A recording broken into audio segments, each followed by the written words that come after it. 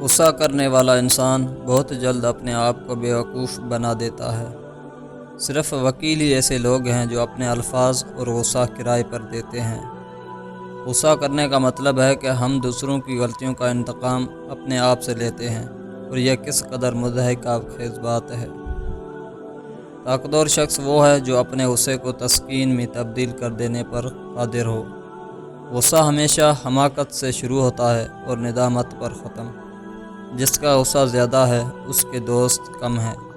غصہ بڑھتی ہوئی آگ ہے، جو پی گیا اس نے آگ بجھائی، اور جو ضبط نہ کر سکا وہ پہلے خود اس میں جلتا ہے۔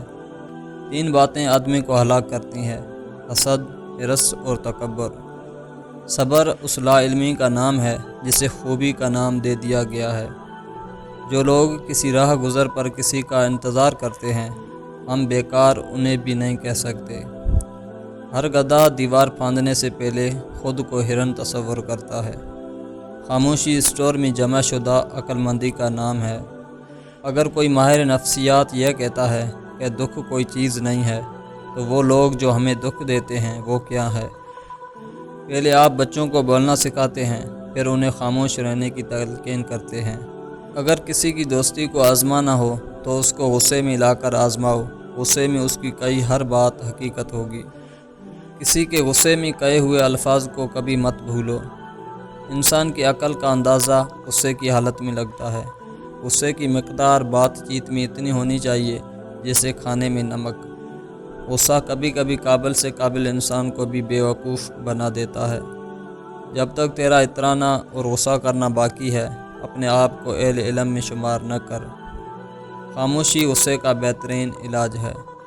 کسی خاتون کے پاس اس قدر کپڑے نہیں ہونے چاہیے کہ پہننے کے وقت اسے یہ سوچنا پڑے کہ کون سا لباس پہنوں۔ صرف انسان ہی وہ مخلوق ہے جسے شرم و حیا کا احساس نہیں۔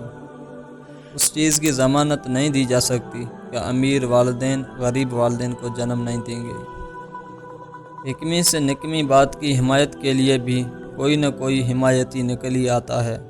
طنز آئینہ کی مانند ہے جس کے ذریعے اپنے چہرے کے سوا ہر چیز نظر آتی ہے۔ کوئی شک نہیں کہ میرے کپڑے پھٹے پرانے ہیں، یہ میرے اپنے ہیں۔ حضرت علی رضی اللہ تعالیٰ عنہ نے فرمایا، میری 5 باتیں ہمیشہ یاد رکھنا، کامیاب ہو جاؤ گے۔